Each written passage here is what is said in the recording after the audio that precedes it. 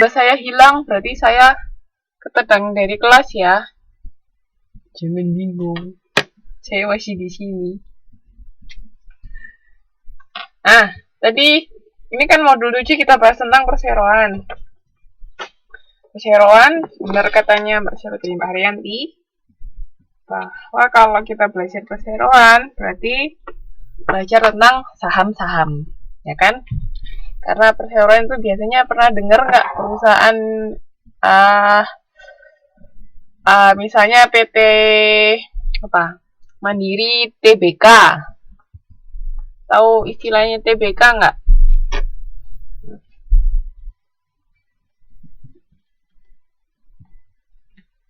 Bukan BUMN, Mbak.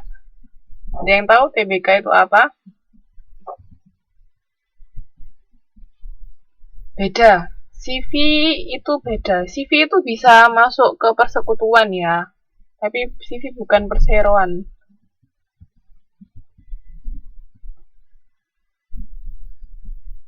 Ada yang tahu? Misalnya PT apa? TBK?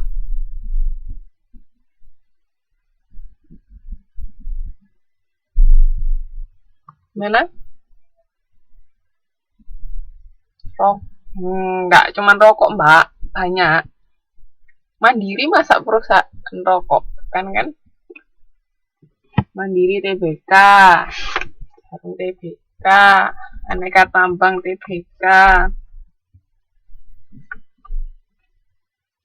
Yang tahu enggak?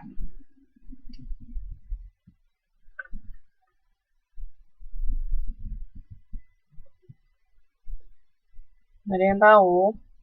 Jadi TBK itu maksudnya terbuka. Ya, benar. Terbuka itu di sini maksudnya sahamnya dari perusahaan tersebut itu bisa dimiliki masyarakat umum. Jadi terbuka untuk siapa saja. Jadi kalau Mbak, Waalaikumsalam, iya enggak apa-apa, Mbak. Jadi kalau Mbak pernah dengar apa perusahaan PT apa TBK, nah berarti itu dia sudah go public. Jadi sahamnya itu diperjualbelikan di Bursa Efek Indonesia. Semua bisa membeli, termasuk Mbak juga kalau misalnya mau beli salah satu saham perusahaannya sudah go public, bisa, nggak masalah. Ya, itu maksudnya TBK ya. Sebentar, ini yang pakai nama Kut Hendarti ini Mbak siapa ya?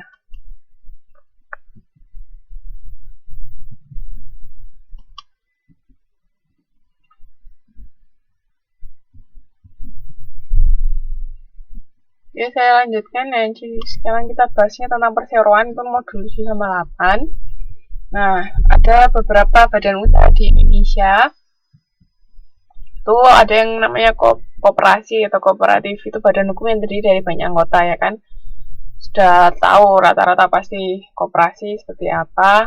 Kan lebih ke sukarela biasanya kan kalau koperasi. Anggotaannya juga. Terus partnership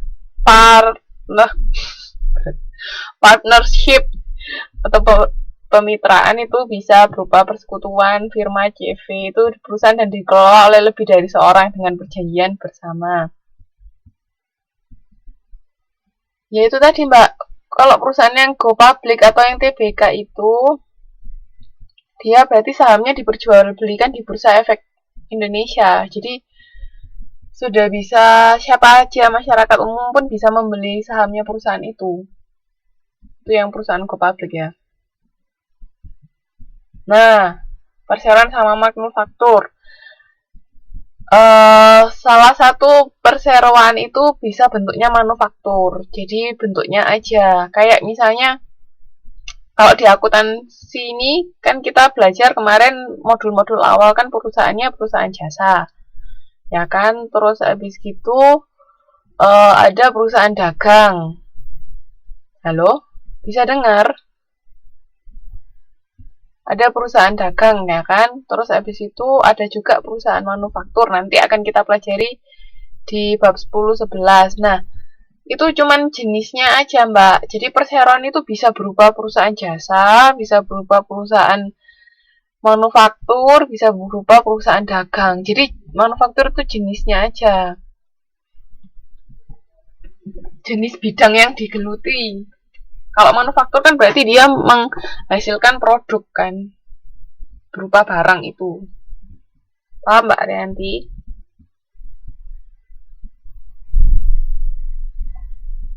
Sebentar Mbak Kut Hendarti ini ya, Mbak Kut Hendarti ya namanya.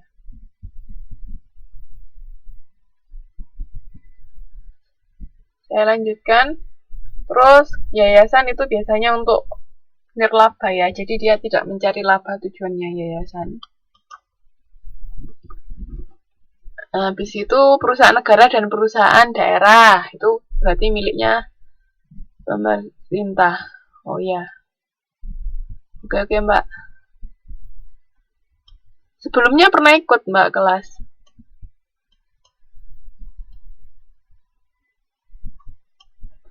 Pernah ya. Tapi ini absensinya tadi lagi ngadat. Nah terus ini ada perseroan terbatas. Itu modal, pokoknya kalau sudah ada ya kata-kata perseroan berarti dia modalnya dalam bentuk saham. Cuman ada yang tertutup sama terbuka. Kalau tertutup itu ya sahamnya cuma dimiliki beberapa orang aja, tidak semua orang bisa memilikinya. Tapi kalau sudah terbuka itu bisa siapa aja, masyarakat umum bisa, itu yang namanya go public tadi. Itu bedanya ya. Terus habis itu, nah ini karakteristik perseroan terbatas. Perseroan merupakan badan hukum tersendiri. Terus hak pemilikan pada perseroan dapat dipindah tangankan. Nah, jadi misalnya kita kan punya saham di PT ABC misalnya. Nah, tapi suatu saat kita pengen menjual saham itu, saham kita mau dijual ke orang lain bisa. Jadi makanya bisa dipindah tangankan kepemilikannya. Terus tanggung jawab utang yang terbatas karena kita hanya memiliki sebagian saja saham, jadi tanggung jawabnya kalau ada apa-apa kita nggak terlalu besar. Terus struktur organisasi tertentu tergantung dari masing-masing perusahaan, sama pengenaan pajak ganda. Itu maksudnya perseroannya kena, nanti orang pribadinya juga kena. Terus sama harus mengikuti peraturan pemerintah. Itu karakteristik perseroan terbatas.